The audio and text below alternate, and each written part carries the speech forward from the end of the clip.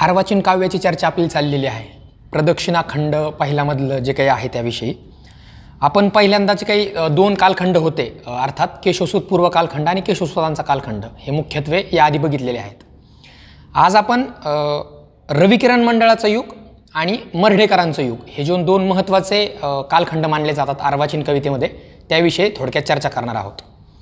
रविकिरण मंडळ हे साधारणतः केशवसूतानंतर बऱ्याच काळ त्याचा प्रभाव आपल्याला मराठी अर्वाचीन कवितेवर झालेला दिसून येतो. मग रविकिरण मंडळामध्ये माधव ज्युलियन असतील महत्त्वाचे, त्यानंतर गिरीश असतील, यशवंत असतील, मनोरमाबाई रानडे असतील, गत्रेम माडखोलकर असतील किंवा नाट्यछटाकार दिवाकर असतील. तर या सगळ्यांचा प्रभाव किंवा या सगळ्यांचं मिळून जे काही सोबत त्यांनी कविता करायला सुरुवात केली, तर त्यांनी रविकिरण मंडळ या नावाखालीच ते सगळ्या कविता त्यांनी करायला सुरुवात केली होती. यावर अनेकदा समकालात टीकाही अशी केली जाते की रविकिरण मंडळामध्ये एकच रवी आणि बाकीचे सगळी किरण, तर ही उपहासात्मक टीका देखील त्या काळात रविकिरण मंडळावर झालेली होती. पण हे जरी आपण लक्षात घेतलं तरीसुद्धा त्यांचं जे महत्त्वाचं योगदान होतं रविकिरण मंडळामधल्या सगळ्याच कवींचं, मग अगदी माधव ज्युलियन असतील, गिरीश असतील, यशवंत असतील, तर त्यांनी लिहिलेल्या कविता ही नजरेआड करून चालणार नाही. किंबहुना रविकिरण मंडळाच्या नावावरूनच ते युग ओळखलं जाऊ लागलं. आता माधव ज्युलियनना जर आपण त्यांची चर्चा केली तर आपल्या लक्षात येईल की प्रणय पंढरीचा वारकरी असंच त्यांना म्हटलं गेलं आहे, म्हणजे की प्रणयातूनच त्यांची सगळी कविता वर येऊ लागली अशी चर्चा समकाळात होती. त्यांचं गझलांजली असेल, स्वप्नरंजन असेल, मधुरहरी असेल, तर या सगळ्यांची चर्चा देखील त्यांनी रविकिरण मंडळाच्या माध्यमातून स्वतःच्या कवितेतून केलेली आपल्याला दिसून येते. त्यांचं विरहतरंग हे प्रेमविषयक खंडकाव्य असेल किंवा सुधारक हे सामाजिक उपहासपर खंडकाव्य असेल, नकुलालंकार हे वाङ्मयीन झबुगिरीवरील उपहासकाव्य असेल, तर या सगळ्या काव्यांची चर्चा देखील समकाळात होत होती आणि त्यांनी ते त्यावेळी लिहून त्याविषयी चर्चा देखील घडवून आणलेली होती. आता माधव ज्युलियनचा महत्त्वाचा जर का भाग आपण पाहायचा प्रयत्न केला तर त्यामध्ये तुम्हाला जाणवेल की फारशीचा खूप मोठा प्रभाव त्यांच्या काव्यावर होता आणि त्या अनुषंगानेच त्यांनी लिखाणही त्यांच्या संपूर्ण आयुष्यभर केलेलं आपल्याला दिसून येतं.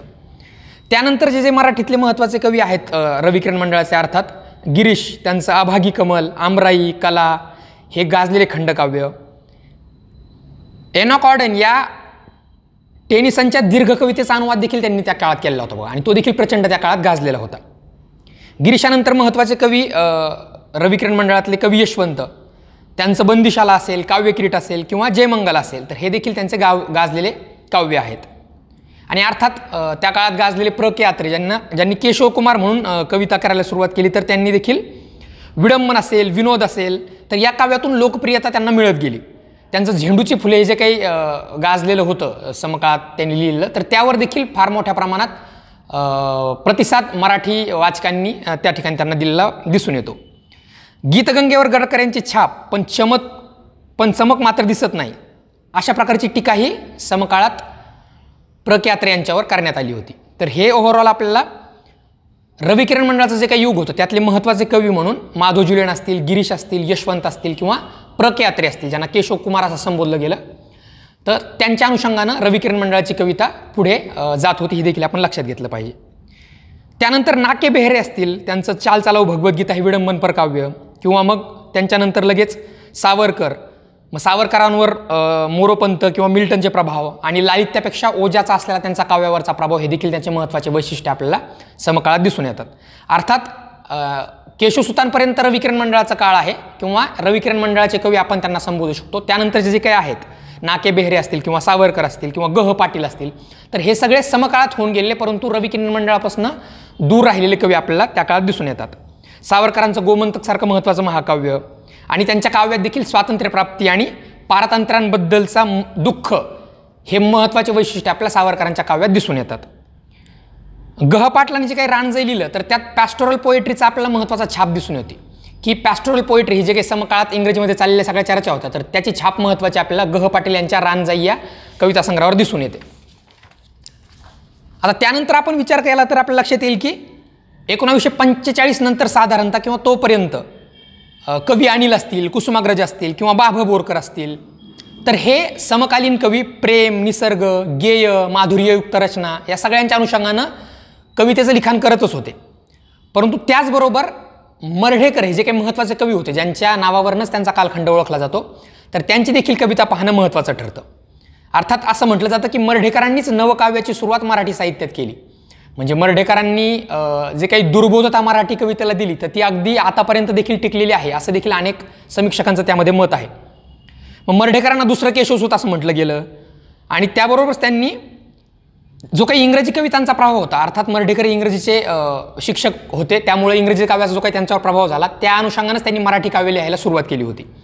आणि आत्मनिवेदन हेच कवितेचं खरं क्षेत्र आहे किंवा कवीनं आत्मनिवेदनात परत लिहिलं पाहिजे याचा महत्त्वाचा आग्रह मर्ढेकरांनी समकाळात धरलेला होता. 1965 साली जे काही हैदराबादमध्ये साहित्य संमेलन झालं त्या साहित्य संमेलनात समकालीन मराठी कवितेबद्दल प्राध्यापक वाल कुलकर्णी यांनी जे काही मत व्यक्त केलं ते आपण पाहूयात. बघा, ते असं म्हणतात की गेल्या 20-25 वर्षात मराठी कवितेचा तोंडवळा झपाट्याने बदलत गेला आहे. मधल्या काळात तिला प्राप्त झालेले निवेदनात्मक, स्पष्टीकरणात्मक, वर्णनात्मक, कल्पना विस्तारात्मक, कथनात्मक म्हणजेच पसरट स्वरूप जाऊन ती गेल्या 2 तपात खऱ्या अर्थानं कविता होण्याची धडपड करू लागली आहे. वर्णन, स्पष्टीकरण, कल्पना विस्तार यावरून आपले काम वेगळे आहे हे तिला जाणवू लागले आहे. जे कथेला, वर्णनाला, विस्ताराला शक्य नाही असे काहीतरी अभिव्यक्त करण्यासाठी कवितेचा अवतार झाले आहे हे देखील तिला जाणवू लागले आहे. मराठी कविता ही अधिकाधिक व्यक्त करू लागली आहे.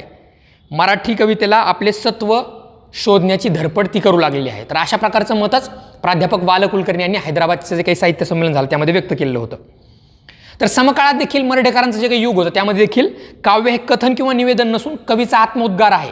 तर ही महत्त्वाची भावना समकाळातील काव्यांमध्ये मुख्यत्वे मर्ढेकरांमध्ये आलेली आपल्याला दिसून येते.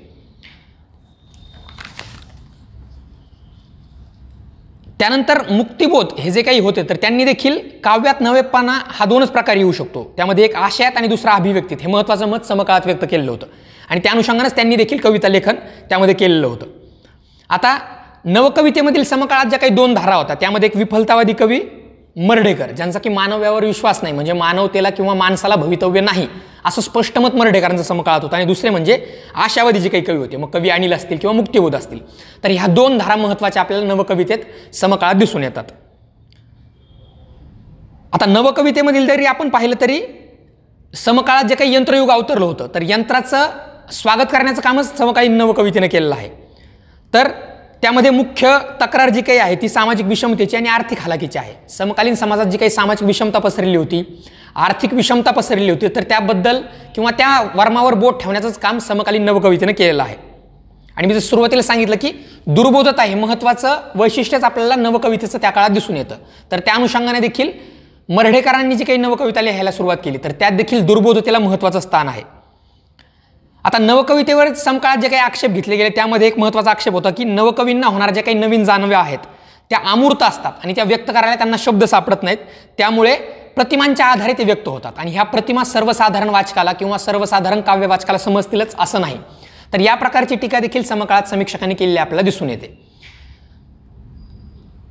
नवकाव्यामध्ये काव्य आणि अलंकार यांची झालेली फारकत हे देखील महत्त्वाचं वैशिष्ट्य आहे. जसं मी सुरुवातीला सांगितलं की प्रतिमांचा एक वेगळा वापर नवकाव्यात मर्ढेकरांच्या समकालीन जे काही कवी होते, मग ते मुक्तिबोध असतील किंवा अनिल असतील, स्वतः मर्ढेकर असतील, यांनी करायला सुरुवात केली असल्यामुळं समकालीन वाचकाला ते जरा झेपायला थोडंसं जड गेलं आणि त्यामुळेच नवकाव्याचा एक वेगळा प्रभाव मर्ढेकरांच्या माध्यमातून दुर्बोधतेला गवसणी घालणारा घडून आणण्यास कारणीभूत मर्ढेकर किंवा समकालीन कवी झालेले आपल्याला दिसून येतात. तर ही ओव्हरऑल आपली रविकिरण मंडळाचा युग आणि मर्ढेकरांचा युग याबाबत थोडक्यात चर्चा होती. धन्यवाद.